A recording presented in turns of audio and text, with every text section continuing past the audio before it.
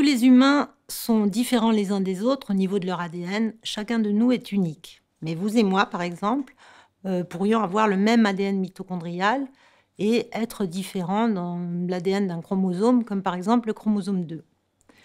Ceci parce que ce serait la même arrière-grand-mère qui nous aurait transmis à vous et moi son ADN mitochondrial, mais que nos chromosomes 2 nous auraient été transmis par des ancêtres différents dans des généalogies différentes. Donc ces généalogies racontent l'histoire de notre espèce et c'est en étudiant ces différences entre individus et entre populations qu'on peut mettre en évidence justement l'histoire de notre espèce.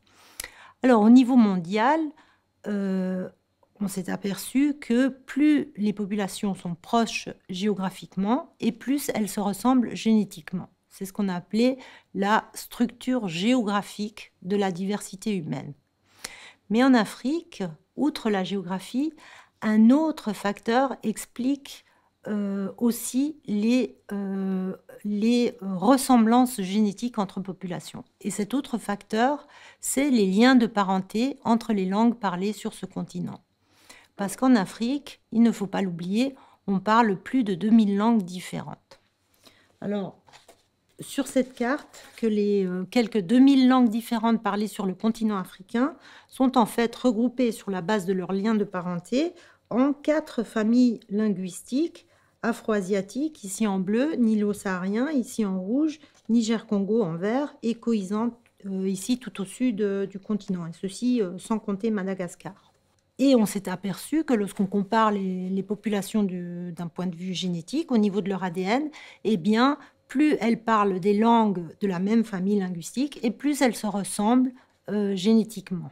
Autrement dit, en Afrique, il y a une structure linguistique de la diversité humaine.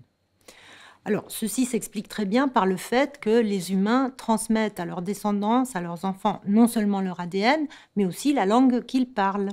Et les langues, tout comme l'ADN, changent au cours du temps, elles évoluent. Donc, par exemple, le français que nous parlons, et l'italien et le roumain, par exemple, n'existaient pas il y a 2000 ans. Mais ces 3 langues sont apparues, ont émergé à partir d'une langue ancestrale commune, le latin. Donc, par exemple, à partir d'une langue afro-asiatique ancestrale commune, seraient issues les quelques 350 langues afro-asiatiques différentes que l'on parle aujourd'hui sur une grande partie du continent africain. Alors, on ne sait pas avec exactitude à quelle époque remontent ces langues ancestrales communes à chacune des grandes familles linguistiques du continent africain, mais pour 3 d'entre elles, en tout cas, les spécialistes supposent que c'était il y a en tout cas plus de 10 000 ans, voire dans une période il y a 15 à 20 000 ans.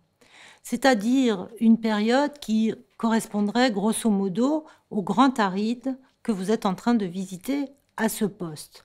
Une période, rappelons-le, qui a vu les populations s'isoler les unes des autres dans des zones refuges, c'est-à-dire en fait là où il restait encore de l'eau, et qui dit s'isoler, eh bien dit moins d'échanges entre populations, moins de contacts, une évolution indépendante des populations qui fait apparaître plus de différences, plus de divergences génétiques et plus de différences, plus de divergences linguistiques.